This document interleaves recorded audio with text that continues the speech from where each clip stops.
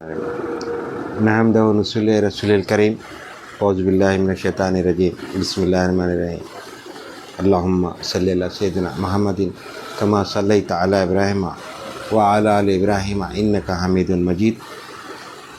السلام علیکم یا رسول اللہ۔ پیران پیر غوث احمد دستگیر کے جو خطبات ہر اتوار کو ہمارے پاس جو مسلسل چل رہے ہیں، انشاءاللہ تعالی اس اتوار کو بھی ہم پیران پیر غوث احمد دستگیر کی جو مجالس ہے جو آپ اپنے خانقاہ پہ دیا کرتے تھے، وہ مجالس کو ہم بیان کریں گے، اور آج مجلس نمبر 42 کو ہم بیان کریں گے، مجلس نمبر 42 42، اور آج کا تاریخ ہے 3 اگست 2025 مطابق 7 صفر المظفر 1447 ہجری بروز اتوار۔ اور جس وقت حضور غوث پاک سرکار بیان کیے تھے اس وقت یہ صبح کا وقت تھا، 19 رجب المرجب تھا، 545 ہجری، اور مدرسہ معمورہ یعنی جو غوث پاک سرکار جہاں بیان فرماتے تھے مدرسہ۔ انشاءاللہ ہم شروع کریں گے مجلس نمبر 42 بسم اللہ الرحمن الرحیم۔ جناب رسول اللہ صلی اللہ علیہ وسلم سے روایت ہے، آپ صلی اللہ علیہ وسلم نے فرمایا کہ جس شخص کو پسند ہو کہ سب سے زیادہ باعزت بنے تو اس کو لازم ہے کہ اللہ کا خوف حاصل کرے، اور جس کو پسند ہو کہ سب سے زیادہ زور آور بنے تو اس کو لازم ہے کہ حق تعالیٰ پر بھروسہ رکھے، اور جس کو پسند ہو کہ سب سے زیادہ تونگر بنے تو اس کو لازم ہے کہ اپنے ہاتھ کی چیزوں سے زیادہ حق تعالیٰ کے ہاتھ کی چیزوں پر اعتماد رکھے۔ جو شخص دنیا اور آخرت میں عزت چاہتا ہے تو اس کو لازم ہے کہ حق تعالیٰ سے ڈر رکھے، کیونکہ اس نے فرمایا ہے کہ بے شک خدا کے نزدیک تم میں سب سے زیادہ باعزت وہی ہے جو سب سے زیادہ خدا سے ڈرنے والا ہے۔ یعنی غوث فرما رہے ہیں غوث پاک سرکار، جو انسان جتنا اللہ سے ڈرے گا اتنا آگے چل کے روحانیت میں کامیابی پائیں گا۔ عزت اس کا ڈر رکھنے میں ہے اور ذلت اس کی نافرمانی میں، یعنی جو قرآن حدیث کی جو ہم تعلیمات پر عمل کریں گے تو اس میں ہماری عزت ہے۔ اگر ہم دین اسلام کو جانتے ہیں، شریعت کو جانتے ہیں، ہم اس پہ عمل نہیں کریں گے تو ایک نہ ایک دن ذلت ہے، ذلت اس کی نافرمانی میں۔ اور جو شخص دین خدا بندی میں قوت کا خواہاں ہے اس کو لازم ہے کہ حق تعالیٰ پر توکل حاصل کرے، کیونکہ توکل قلب کو صحیح اور قوی اور مہذب بناتا ہے۔ توکل یعنی توکل مطلب اللہ پر ہی بھروسہ، جیسا کہ ہم توکل پہ پہلے بھی بیان کر چکے ہیں۔ توکل کے معنی اللہ پر پورا بھروسہ مکمل۔ جیسا کہ میں ایک کام کرنے گیا، محنت کرنے گیا، میرے کو 1000 روپے ملنے تھے مگر ملے 500، تو اسی پر توکل کر لینا، کیونکہ اللہ کی طرف سے طے تھا۔ تو اللہ سے بھی ہم یہ ناراضگی نہیں کرنا، یا اللہ ہمارے کو اتنا کم کیوں دیا، تو اس سے بھی اللہ ناراض ہو جاتا۔ تو توکل کے بارے میں جو شاید دین خدا میں قوت کا خواہاں اس کو لازم ہے کہ حق تعالیٰ پر توکل حاصل کرے، کیونکہ توکل قلب کو صحیح اور قوی اور مہذب بناتا ہے۔ یعنی قلب کو توکل کیا کرتا، قلب کو مضبوط بناتا، ہمت والا بناتا۔ جیسا کہ ہم صبر کر رہے ہیں، کئی چیز ہمارے نقصان ہو جاتا، دھوکے سے کوئی ہمارے سے کھا لیتے، نقصان پہنچاتے، تو ہم توکل کرتے کرتے ہمارا قلب قوی ہو جاتا۔ عام آدمی کیا کرتا، لڑ لیتا، 10 روپے کا سے لڑ لیتا، 100 روپے کا سے لڑ، ہم کیا کرتے، ہمارے 20 لاکھ بھی کوئی کھا گیا، 10 لاکھ تو ہم خاموش ہو جاتے، صبر کرتے۔ تو کمزوری نہیں ہے، خاموش ہو جانا کمزوری نہیں ہے، توکل۔ اللہ نے مطلب یہ ہے کہ اللہ کو معلوم تھا ہم کو نہیں ملنے کے ہو، جو ہمارے مقدر میں نہیں تھا، تو اس کو توکل ہو، کیونکہ توکل قلب کو صحیح اور قوی اور مہذب بناتا اور اس کو ہدایت بخشتا اور عجائبات دکھلاتا ہے۔ تو اپنی سیم و زر اور اسباب پر بھروسہ مت کر کہ تجھ کو عاجز اور ضعیف بنا دیں گے۔ یعنی دولت زیادہ بھی رہی تو اس کو کمزور بناتی آدمی کو، یہ تجھ کو عاجز اور ضعیف بنا دے گا، اور اللہ پر بھروسہ کر کے تجھ کو قوی بنائے گا، تجھ کو مدد پہنچائے گا، تجھ پر لطف برسائے گا، اور ایسی جگہ سے فتوحات لائے گا جہاں تیرا گمان بھی نہ جائے گا۔ تیرے دل کو اتنی قوت بخشے گا کہ نہ تجھ کو دنیا کے آنے کی پرواہ ہوگی نہ اس کے چلے جانے کی۔ یعنی ہر چیز میں، کامیابی میں بھی اللہ پر بھروسہ، ناکام بھی ہوئے تو اللہ پر بھروسہ، اللہ پہ توکل۔ چلو مالک جو ہم کو دیا شکر ہے واللہ۔ تو نہ مخلوق کی گرویدگی کی، نہ ان کی بے رخی کی. یعنی بہت سے لوگ کیا چاہتے اپنی شہرت، اپنا ڈنکا بجنا بولتے. ہزاروں لوگ آ کے گھیرے رہنا، میں فلم بڑا جیسے فلم اسٹار کو گھیر لیتے تو اس کو کیا ہو جاتا ہے، ایک نشہ چڑھ جاتا شہرت کا. تو اللہ والے کیا چاہتے، شہرت سے دور بھاگتے. شہرت ہو جاتی مگر پھر بھی آپ اندر عاجزی انکساری رہتی دل میں، اور تکبر نہیں آتا. اور کیا بنے، اب شہرت بھی تم کو مل گئی تو بھی اعتدال میں رہو، لوگوں کی بے رخی بھی ہو گئی. کئی لوگ خاندانوں میں، رشتہ داروں میں بے رخی اختیار کرتے. تم کتنے بھی اچھے رہو، کتنے بھی نیک رہو، لوگ بے رخ ہو جاتے، یعنی چھوڑو اس کو بولتے.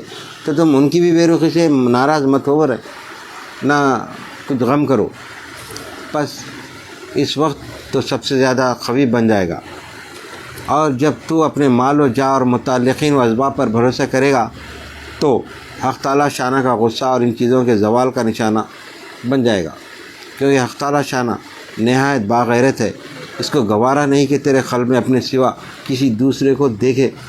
دیکھو کتنی باریکی، اولیاء کرام کتنی باریکی سے بیان کرتے ہیں کہ بندہ اگر ناشکرہ پنا ذرا بھی کرا تو اللہ ناراض ہو جاتا. بولے میں اس سے پہلے بیان کر رہا تھا، دیکھ اگر میں کام پہ گیا، کام پہ جانے بعد میرا خرچہ ہوگا، گاڑی کا پیٹرول ہوگا، میرے کو کام نہیں ملا، ایک آرڈر ملنا تھا، آرڈر نہیں ملا، تو میں واپس آ گیا گھر میں. آ کے ایک دو لوگوں سامنے بولا کہ میرے کو آرڈر نہیں ملا، دیکھو تو اس سے کیا ہوگا، اللہ ناراض ہو جاتا. اللہ بولا میں کائنات چلا رہا ہوں، پوری کائنات چلا رہا ہوں، تو میرے کو معلوم ہے کس کو کتنا دینا ہے. ہم کسی پہ اعتراض نہیں کر سکتے، ارے فلاں اتنا قابل نہیں تھا، اس کو کروڑوں روپے دے دیا.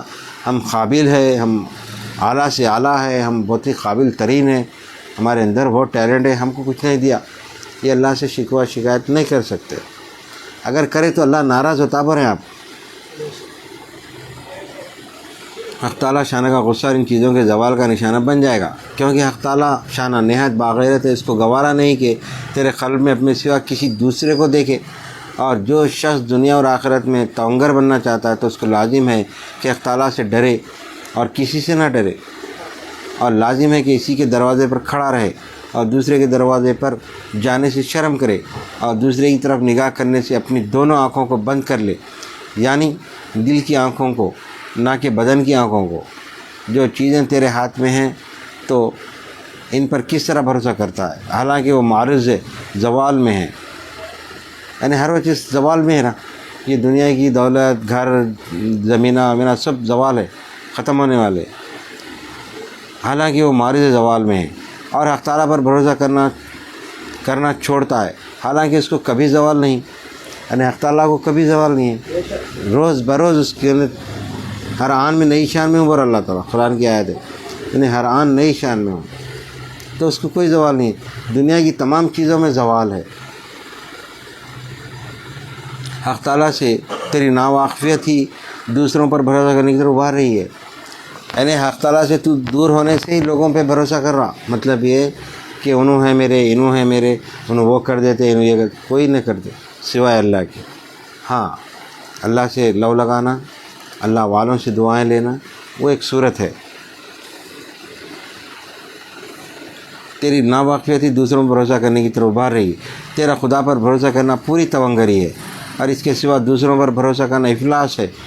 اے خوف خدا کے ترک کرنے والے، یعنی فرما رہے ہیں، یعنی بندوں کو فرما رہے ہیں، انسانوں، اللہ سے جو تم ڈر رہے ہیں، ڈرنا چھوڑ دیے.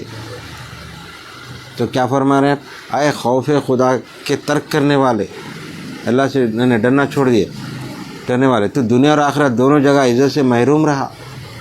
یعنی تم اللہ سے ڈریں گے تو عزت سے نوازے جائیں گے. اور اے مخلوق اور اسباب پر بھروسہ کرنے والے، تو دنیا اور آخرت میں حق تعالیٰ کا زور و طاقت پانے سے محروم رہا. اور اے اپنے ہاتھوں کی چیزوں پر بھروسہ رکھنے والے، تو دنیا اور آخرت میں حق تعالیٰ کی توانگری سے محروم رہا. پیراگراف شعر. صاحبزادہ، اگر تو چاہتا ہے کہ متقی اور متوکل اور وثوق رکھنے والا بنے تو صبر کو ضروری سمجھ کہ ہر خوبی کی بنیاد ہے. یعنی ہر معاملے میں ہمارے کو صبر کرنا چاہیے، کوئی بھی معاملہ رہو.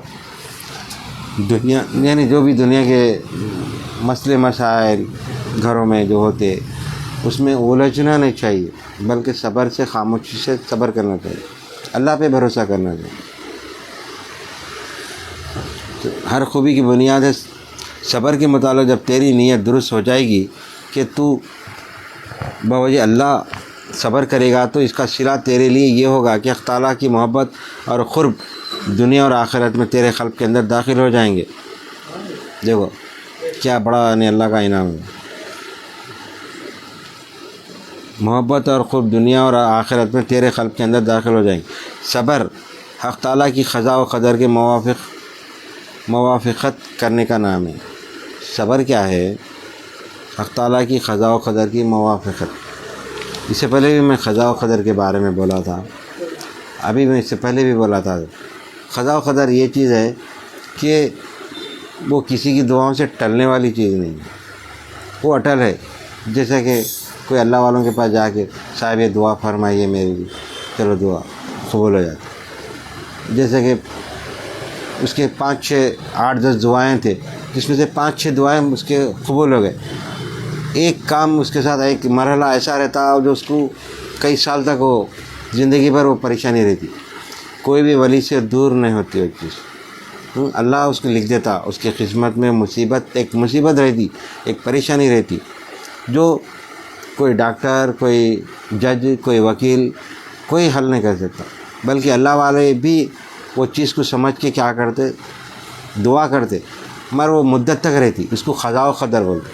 ابھی ہم واقعہ سنے تھے یوسف علیہ السلام، تو وہ بھی قضاء قدر تھا، وہ ہونے والا تھا آپ کے ساتھ۔ تو بچپنے میں کنویں میں جا کے آپ کو بھیام پھینکنے کا تھا، وہ ہوا، پھر ایک مدت کے بعد آپ نکلے، تو اس کو قضاء و قدر بولتے۔ صبر حق تعالیٰ کی قضاء و قدر کی موافقت کرنے کا نام ہے، کہ جس کے متعلق پہلے ہی سے اس کا علم ہو چکا ہے، اور اس کی مخلوق میں کسی کو بھی اس کے مٹا دینے کی قدرت نہیں ہے۔ ایمان اور یقین والے بندے کے نزدیک چونکہ مضمون محقق ہو گیا ہے، اس لیے جو کچھ بھی اس کی تقدیر میں ہے وہ اس پر بااختیار خود صبر کرتا ہے، نہ کہ مجبوری سے۔ شروع حالت میں جب کہ ایمان ضعیف ہوتا ہے تو مصائب و تقدیری، پس صبر مجبوری سے ہوتا ہے، اور آگے چل کر اولیاء اللہ کے لیے بالخشد و بالاختیار تو ایمان کا دعویٰ کس طرح کرتا ہے، حالانکہ تجھ کو صبر حاصل نہیں ہے تو معرفت کا دعویٰ کیوں کرتا ہے؟ جبکہ اللہ سے ہر کوئی ملنا چاہتا، اللہ کو ہر کوئی دیکھنا چاہتا، جب تک کہ تو صبر نہیں کرے گا تیرے کو معرفت کیسا حاصل ہوگی؟ برے یعنی اللہ کے جو بندے کے ساتھ جو آزمائش کا وقت رہتا، تو اس پر صبر کرتے کرتے اللہ کی معرفت حاصل ہوتی۔ ایسا نہیں کہ خوب کھا رہے ہیں، پی رہے ہیں، عیش آرام کی زندگی گزار رہے ہیں اور اللہ کی معرفت حاصل ہونا بول رہے ہیں، تو کیسا ممکن ہے؟ ناممکن ہے۔ جس طرح ایک میان میں 2 تلوار نہیں آ سکتے، نہیں آ سکتے، ایک میان میں ایک ہی تلوار آتی، تو اسی طرح جب تک کہ بندے کو اللہ تعالیٰ نہیں کھنسا، مشکلوں میں، پریشانیوں میں، بیماریوں میں، کئی چیزوں میں، آزمائش میں ڈال دیتا اللہ تعالیٰ، تو جب وہ پکا بن جاتا صبر کرنے والا، تو اس کو جب اللہ کی معرفت حاصل ہوتی۔ معرفت کے معنی ملاقات، اللہ کی ملاقات ہوتی، جب کیسا ہوتی ہے ایک الگ بات ہے، وہ اس کو روحانی طور پہ ایسا ہوتے۔ حالانکہ رضا تجھ کو نصیب نہیں، یہ چیز محض دعوے سے حاصل نہیں ہوا کرتی، جب تک تو دروازہ خداوندی سے نہ دیکھ لے، اور چوکھٹ کو تکیہ بنا کر پڑھ نہ رہے، اور تقدیر کے قدموں کے روندنے پر صابر نہ بنے، یعنی تقدیر کے روندنے پر، تقدیر میں لکھا ہوا ہے تو ہوگا نا، تکلیف، پریشانی، بیماری، تو وہ گزرنا برے، وہ گزرنا، تو روندنے پر صابر نہ بنے کہ نفع و نقصان کے پہنچ تیرے بدن کی کھال کو نہیں، بلکہ تیرے قلب کے جسم کو کچلیں، اور تو اپنی جگہ پر اٹل کھڑا رہے، گویا کہ متوالا ہے اور گویا کہ جسم بلا روح ہے۔ مثالیں دے رہے ہیں، اور اس وقت تک واعظ و پیر بننا جائز نہیں، یعنی اس کو پیر بننا بھی، واعظ بننا بھی جائز، جب تک کہ اس پہ وہ گزرنا، کیا گزرنا؟ مصائب، تکالیف، پریشانیاں، بیماریاں، الا بلا، ہر قسم کی تہمت، تانے، تشنے جو لوگوں کے رہتے، خاندان کے، باہر کے، اڑوس پڑوس، سب لوگ مل کے یعنی مختلف وقتوں میں اس کو تکلیفیں پہنچاتے الگ الگ انداز میں، جیسا کہ 100-200 لوگ تکلیف پہنچا رہے ہیں اس کو، ایک ہی بندے کو، تو انہیں کیا ہوتا، تکلیف اٹھاتے اٹھاتے صبر کرتے کرتے پکا بن جاتا، تو جب اس کو اللہ کی معرفت حاصل ہوتی۔ اس امر کو ضرورت ہے سکون کی کہ متعلق حرکت نہ ہو، اور گمنامی کی کہ متعلقاً ذکر نہ ہو، اور خارجی باطن اور اندرون وہ معنی کے اعتبار سے مخلوق سے غائب رہنے کی کہ بالکل ان کے ساتھ موجود نہ ہو۔ یعنی جب تک کہ انسان آزمائش میں جب تک کہ نہیں پڑا، جب تک اس کو اللہ کی معرفت حاصل نہیں ہو سکتی، اور انہیں پیر بھی نہیں بن سکتا اور وائز بھی نہیں بن سکتا، یہ چیزیں گزرنا اس پہ مصائب تکالیف پر ہے، تو اس کے اندر اللہ تعالیٰ وہ خود بخود عنایت کر دیتا، وہ چیزیں عطا کر دیتا، اس کو بولنے کا بھی سلیقہ آ جاتا، صبر کرنے کے جیسے صبر کرتے جاتا، پیر بھی بن جاتا اور واعظ بھی بن جاتا۔ تو بہت سے لوگ کیا کرتے، کاپی کرتے تھے، وہ فلاں تقریر سن لیے، حلیہ بنا کے بولنے کی کوشش کرتے، 4 الفاظ سن لیتے، 4 الفاظ بیان کرتے، تو اس سے پیر بھی نہیں بن سکتے، نہ واعظ بن سکتے۔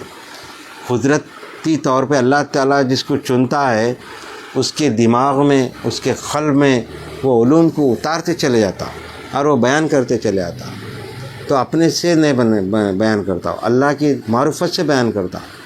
تو یہی بیان کر رہے ہیں کہ آپ ہر کوئی پیر نہیں بن سکتا، ہر کوئی واعظ نہیں بن سکتا، یہ اللہ کی عطا سے ہوتا ہے۔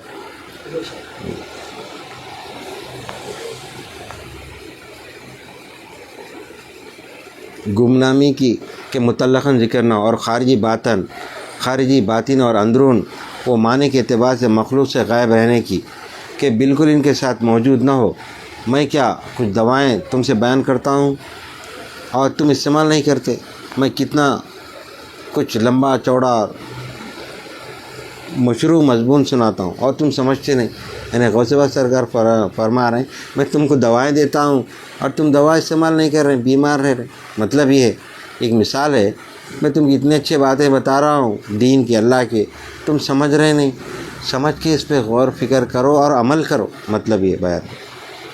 اور تم سمجھتے نہیں کس قدر میں تم کو دیتا ہوں اور تم لیتے نہیں، میں کتنی کثرت کے ساتھ تم کو نصیحت کرتا ہوں اور تم قبول نہیں کرتے، تمہارے کس قدر دل سخت ہو گئے اور اپنے پروردگار سے جاہل ہیں۔ یعنی دل کو نرم بناؤ، بول رہے ہیں، سنتے جاؤ، واعظ کو سنتے جاؤ اور عمل کرتے جاؤ، اور اپنے پروردگار سے جاہل ہیں۔ اگر تم اس سے واقف ہوتے اور اس سے ملنے کا یقین رکھتے اور موت کے بعد کے واقعات کو یاد کرتے تو ایسے غافل اور مطمئن نہ رہتے۔ یعنی موت کو ہمیشہ یاد رکھنا ہے، ہر لمحہ یاد رکھنا ہے، ہر دن یاد رکھنا ہے، تو تم صبر کرنے والے بنیں گے۔ اور یہ موت کو یاد رکھنا یہ ہے کہ اللہ سے ملنا ہے ایک دن، یہ یقین رکھنا ہے۔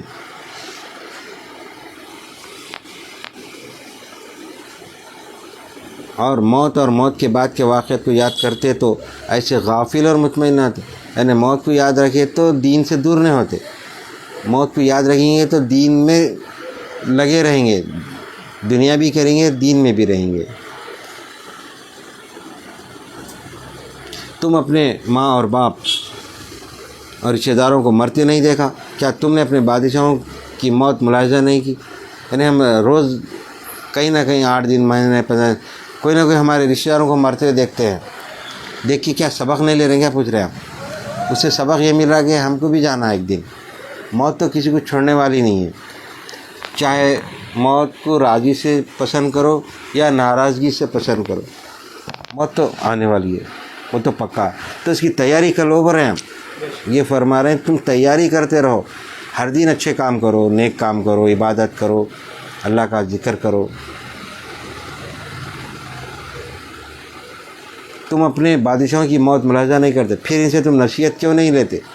اور دنیا طلبی اور سدا دنیا میں رہنے کی خواہش سے اپنے نفسوں کو تم نے کیوں نہ جھڑکا؟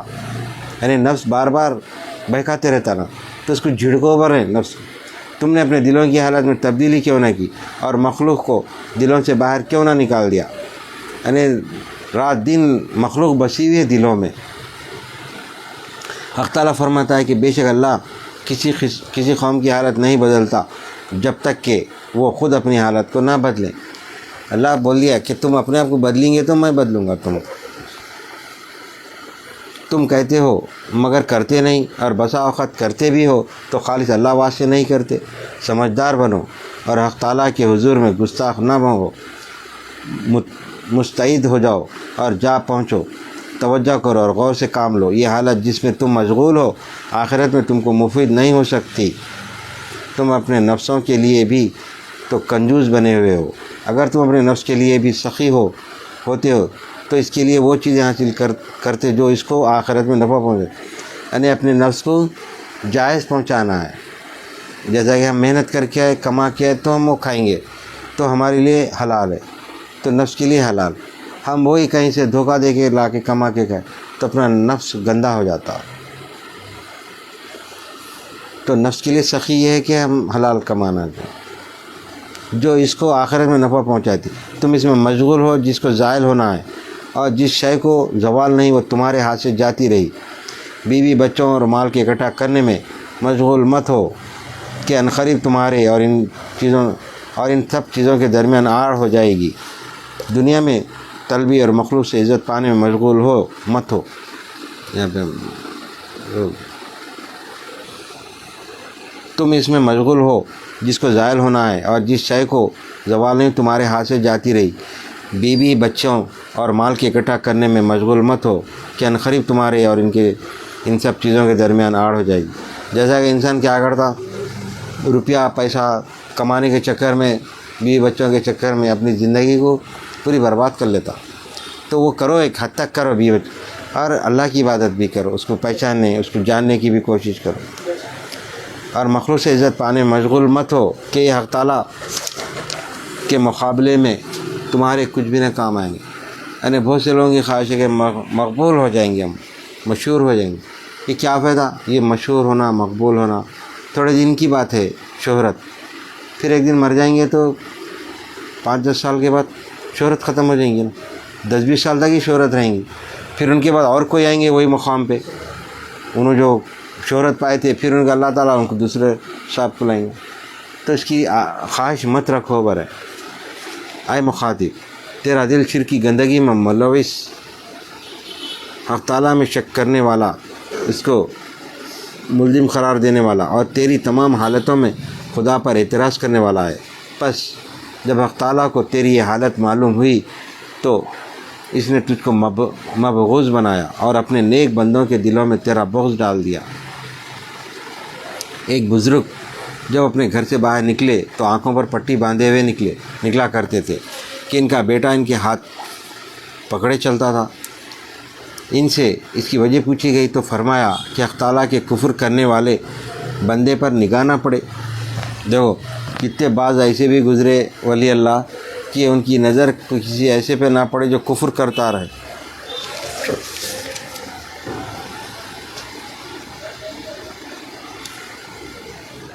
بس وہ ایک دن اپنے گھر سے آنکھیں کھولے ہوئے نکل آئے اور کسی کافر پر نگاہ جا پڑی تو فوراً غش کھا کر گر پڑے۔ اللہ اکبر! حق تعالیٰ کے بارے میں ان کو کتنی زیادہ غیرت تھی، تو حق تعالیٰ کے سوا کسی دوسرے کی پرستش کرتا کس طرح ہے، اس کی نعمتیں کھاتا اور ان کی ناشکری کرتا کیوں کر ہے۔ ان کی تو یہ حالت تھی کہ کافر کو دیکھ نہ سکے، اور تم کو اس کی حس بھی نہیں ہے، یعنی انہوں اتنا بھی برداشت نہیں کرتے کہ اللہ تعالیٰ اتنی نعمتیں دے رہا اور ایک کلمہ پڑھ کے ادھر اسلام قبول نہیں کرا تو بھی ان کو برداشت نہیں ہوتا تھا، اس لیے کہ تمہارے دلوں میں نہ ایمان ہے اور نہ حق تعالیٰ کے بارے میں غیرت۔ توبہ اور استغفار اور خدا کی شرم کرو، بے حیائی اور اس کے سامنے جرات کا لباس نکال پھینکو، دنیا کے حرام اور شبہات سے بچو، اور اس کے بعد اس کی مباح چیزوں کو بھی شہوت و خواہش نفسانی کے ساتھ کھانے سے گریز کرو، یعنی رک جاؤ، کیونکہ خواہش نفس اور شہوت کے ساتھ تمہارا کھانا تم کو حق تعالیٰ سے غافل بنا دے گا۔ جس طرح انسان دنیاوی لذتوں میں پڑا رہتا تو اپنی خواہشوں کو بھی کم کر دو۔ اولیاء کرام بزرگان کیا کرتے تھے، جیسا کہ لذت دار غذا کھانا دل بول رہا نہیں کھاتے تھے، تو کئی دن تک نہیں کھاتے تھے، اپنے نفس کو مارتے تھے، کیونکہ لذت دار غذا کھانے سے، لذت دار چیزوں کا استعمال کرنے سے نفس موٹا ہو جاتا، تو نفس کو موٹا ہونے نہیں دیتے تھے، جب کا جب اپنے نفس کو روک دیتے تھے۔ تو غوث پاک سرکار بھی کئی بار اپنے جو نفس بولتا تھا نہیں کھاتے تھے آپ، پھر بعد میں آپ 10 دن 15 دن کے بعد تھوڑی غذا کھاتے تھے۔ پھر یہ بھی آپ خطبے میں فرمائیں کہ کبھی کبھی اپنے نفس کی بھی پیروی کرو، کیونکہ وہ اللہ کی طرف سے تمہارے لیے وہ قدرتی طور پہ موجود ہے، تم کو ضروری ہو اس کا نفس کا پورا کرنا بھی، کب جائز ہو بھی، جائز نفس، جیسا کہ ہمارا کھانا ہمارے لیے جائز ہو، کسی سود خور کا کھانا ہمارے لیے ناجائز، اگر ہم بھوکے بھی ہیں تو وہ کھانا نہیں ہے ہمارا، تو اس طرح جائز نفس کی بھی پیروی کرو۔ جناب رسول اللہ صلی اللہ علیہ وسلم نے فرمایا ہے کہ دنیا مومن کا قید خانہ ہے، بھلا قیدی اپنے قید خانے میں کیوں کر خوش ہو سکتا ہے، کیونکہ مومن کے لیے یہاں پر ہر دن آزمائش کا ہے، ہر دن تکلیف کا ہے مومن کے لیے۔ کبھی خوش نہ ہوگا، البتہ اگر خوشی ہوگی تو صرف چہرے پر ہوگی اور دل میں غم ہوگا، بظاہر خوشی ہوگی مگر اندرون اور باطن اور خلوت کے اعتبار سے مصیبتیں اس کو ٹکڑے ٹکڑے کر رہی ہوں گی۔ یعنی مومن کے لیے یا دنیا میں بہت سے مسئلے مسائل ہے، پریشانیاں ہیں، تو انہیں ہر دن مرتا اور جیتا، ہر دن مرتا اور جیتا ایک مومن۔ دنیا دار کے لیے ہر دن جنت ہے، اس کے لیے ہر دن اس کو، کیونکہ شیطان اس کے ساتھ ہے۔ تو ہمارے کو بچنا چاہیے، اپنے نفس پہ قابو پانا چاہیے، اولیاء کرام کی تعلیمات پر چلنا چاہیے۔ اللہ سے دعا کرتے ہیں، اے پاک پروردگار ہمارے تمام گناہوں کو معاف فرما، سیدھے راستے پر چلا مالک، جو تیرے خاص بندوں پر تیرا انعام ہوا ان کے راستے پر چلا میرے مالک، اور جن پر تیرا غضب ہوا مالک ان کے راستے سے بچا، ہمارے گمراہیوں سے بچا، بلاؤں سے، آفتوں سے، بیماریوں سے، ہر مصیبت سے ہم تمام کو بچا مالک۔ جتنے یہاں پر حاضرین، مریدین، معتقدین اور دیگر بچے جو حاضر ہیں مالک، ان کے بھی حاجتوں کو پورا کر، ان کے بھی تمناؤں خواہشوں کو پورا کر، ان کو بھی بہترین روزگار سے لگا دے، اور ان کے گھروں میں خوشحالی عطا فرما۔ ان کے ساتھ جتنے لواحقین موجود ہیں، ان کے گھروں میں ماں باپ، بہن بھائی وغیرہ وغیرہ، ان کو بھی صحت سے عطا فرما، اور جو بیمار ہیں ان کو شفا کلی عطا فرما۔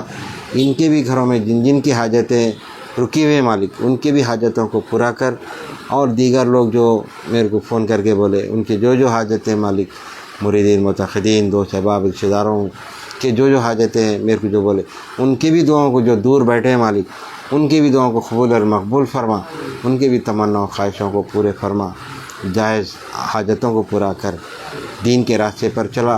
حضور پاک صلی اللہ علیہ وسلم کے اہل بیت اطہار سے ہم تمام کو محبت قائم و دائم رکھ ہمارے دلوں میں۔ حضرت علی کرم اللہ تعالیٰ کے صدقہ طفیل، حسنین کریمین کی صدقہ طفیل، سیدہ فاطمہ زہرا اماں جان کی صدقہ طفیل، پھر پیر غوث اعظم دستگیر رضی اللہ تعالیٰ عنہ کی صدقہ طفیل، جد امجد معشوق اللہ سرکار کی صدقہ طفیل، ہماری تمام جتنے حاضرین بیٹھے مال ان کے بھی دعاؤں کو قبول اور مقبول فرما، اور آسانیاں پیدا فرما، ہمارے کاموں میں بہترین آسانی پیدا فرما۔